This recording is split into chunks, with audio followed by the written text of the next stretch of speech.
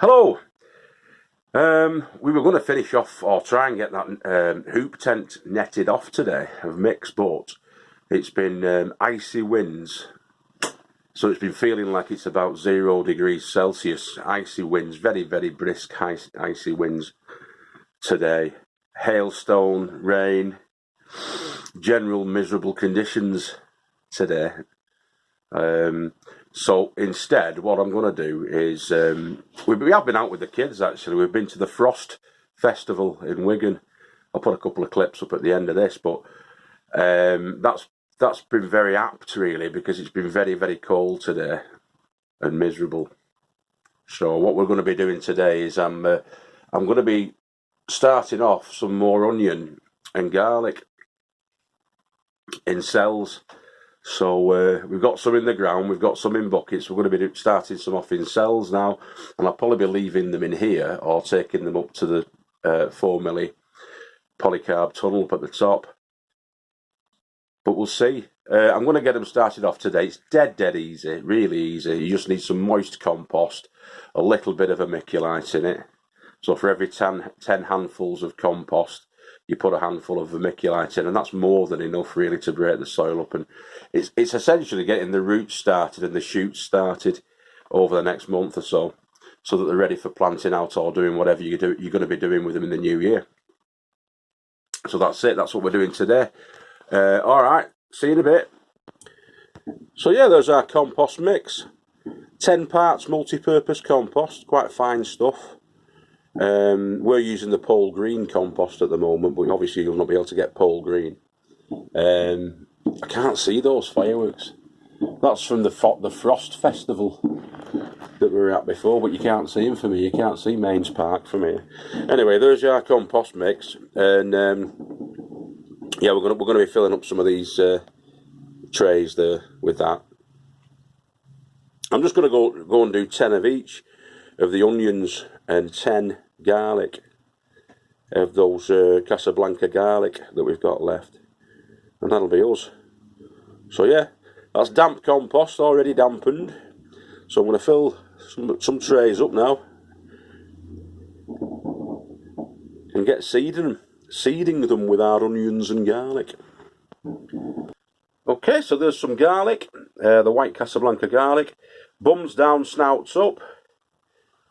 So the basal plate goes in there. So that I've shoved them in their own length because I'm doing them in the cells. If you're doing them outside, it's a good thumb's depth, and you want them below ground level, but they're going to be staying indoors in the either in the tiki hut or in the top greenhouse. So we'll leave them in there, snouts out. They've already started to sprout, a couple of them, as you can probably see. Get some light on the matter. Yeah. So yeah, there's the garlic tray. We've got red electric onions, some white snowball, and the Japanese sensu. So those are the red electric onions, and I've pushed those in a little over half the length. Again, bums down, because that's where the roots come from, and the roots will then spread hopefully through that loose compost potting mix, and it won't shove itself out of the compost. If you put them in just over halfway, just past the shoulder if you want, then the roots will grow underneath and they won't force the onion out of its own little cell. They'll be in there until the roots are well established and that it's filled up the cells, and then they can be transplanted to the next stage, which we'll pick up later. But that's just to get them started. So hopefully they'll be in there for a month or two, maybe, just until they're established well, and then we'll take it from there. So I'll just fill up the other two, and there we have them. Moist soil. I have added a little bit more water to it, just so as it's damp, and in they've gone. They've got in more or less the depth, which is the garlic. Casablanca garlic have gone in there. We've got the electric red buried up to the shoulders. Same with the snowball, same with the sensu. And we'll see how they get on. I'll probably do the same thing again tomorrow and the day after, so that altogether we'll have 40, 80, 120 more.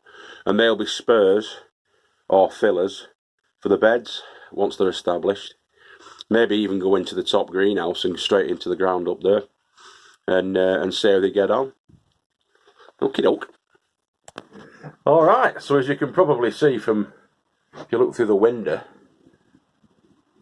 that's the kind of window a face might stare in at. It's pitch black outside and it's only about 5 o'clock in the afternoon. It's getting really dark really early now. Light's a bit harsh, isn't it? But inside here with my little fire, spluttering away down there, and my lights on, I can do some potting up and some starts. There's always a few bits and pieces you can do down at an allotment, whether the weather's good, bad or indifferent. Today it's been pretty bad, but we've still got some stuff done, you know. Only been down for an hour or so, but that's all it takes. I would say if you're getting an allotment the size of ours, which is like about 70 feet by about 40 feet in width, you can manage that doing about 12 hours a week. It'll take you 12 hours a week to manage it and keep on top of everything. It's a good hobby. Alright. Enjoy yourselves. I'll see you tomorrow, hopefully, with Magical Michael again when we're finishing off that netted brassica tent. The large netted brassica tent over on Mixed Plot, Old MacDarby's farm. Hopefully, fingers crossed. And so anyway, if not, we'll catch you next time. Take care, everybody. Saturday night tonight. Don't get too drunk. You're down for the plots tomorrow. You've got plenty of things to do and be getting on with. So, yeah, it's goodbye from me. And I'll see you next time. Keep growing with the head down. Keep growing with your head down. It's a Wigan term. It means keep going with your head down. A rugby term, if you're a new subscriber. You'll be hearing that a lot down on this vlog. Oh.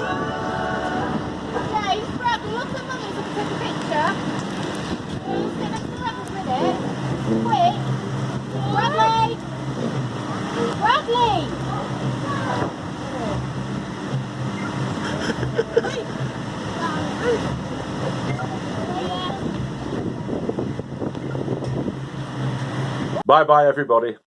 Good night.